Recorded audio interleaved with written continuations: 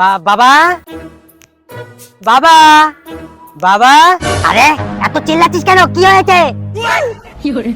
না মানে আমি তোমাকে একটা জিনিস দেখাবো, তুমি রাগ করবে না তো? আচ্ছা ঠিক আছে, রাগ করবো না। কি দেখাবি দেখা, আমি এক্ষুনি নিয়ে আসছি। বাবা এই দেখো, আমি বিয়ে করে নিয়ে আইছি। ঠিক আছে বেটা, তুই এখানে দাঁড়া, তোর জন্য একটা সারপ্রাইজ আছে, আমি নিয়ে আসছি।